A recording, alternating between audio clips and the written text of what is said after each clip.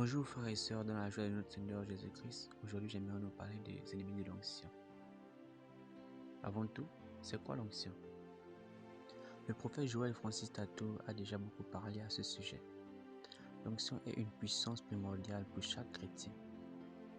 L'onction, c'est la main cachée de Dieu en nous. Pour résumer, l'onction, c'est Dieu en nous. Nous savons tous que nous sommes des créatures de Dieu, mais pour entrer dans l'enfantement, il faudrait accomplir la parole selon Jean 1, verset 12 à 13. Mais à tous ceux qui l'ont reçu, à ceux qui croient en son nom, et a donné le pouvoir de devenir enfants de Dieu, lesquels sont nés non du sang, ni de la volonté de la chair, ni de la volonté de l'homme, mais de Dieu. Avant de chercher l'onction, nous devons être enfants de Dieu. Beaucoup croient en Dieu, mais ils ne l'ont pas encore accepté. L'acceptation et la croyance font de nous enfants de Dieu.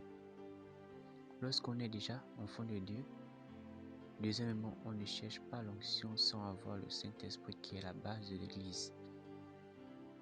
Le Saint-Esprit vient en nous avec une puissance. Nous pouvons dire par là que l'onction est la puissance du Saint-Esprit qui agit en nous.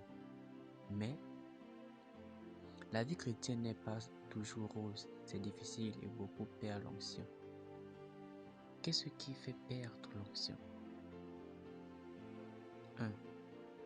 L'orgueil. Proverbe 29, verset 23. L'orgueil d'un homme l'abaisse, mais celui qui est humble d'esprit obtient la gloire. Un chrétien doit être humble d'esprit afin de posséder la gloire, comme le dit notre passage selon Proverbe. L'orgueil est un ennemi ou encore un esprit redoutable. Lorsqu'il habite en quelqu'un, il rend ce dernier aveugle spirituellement et l'oriente vers une voie contraire à la volonté de Dieu. Dieu ne travaille pas avec les orgueilleux. J'aime bien la chanson du chantre L. Georges Jésus la star. Dans cette chanson, il s'efface et met Jésus devant. Waouh! 2. L'habitude. 1 Corinthiens 15, verset 58. Ainsi, mes frères bien-aimés, soyez fermes, inébranlables, travaillant de mieux en mieux à l'œuvre du Seigneur, sachant que votre travail ne sera pas vain dans le Seigneur. Tout ce que nous faisons n'est ni pour plaire à un homme, ni pour un Dieu étranger, ni pour se faire voir dans le service, mais c'est pour Dieu et l'avancement du royaume des cieux. Plusieurs personnes qui ont le Saint-Esprit font les choses par habitude. Ils oublient que l'onction travaille avec le Saint-Esprit. Lorsqu'on agit ainsi, on empêche Dieu d'agir véritablement. On attriste le Saint-Esprit et on tue l'onction qui est en nous. Sortons de l'habitude. 3. Le découragement dans le service. L'œuvre de Dieu n'est pas pour ceux qui ne savent pas persévérer.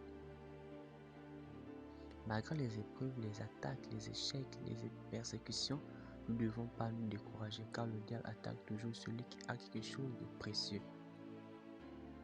Un chrétien sans persécution et autres doit revoir sa vie. Même Satan, notre principal ennemi, sait persévérer.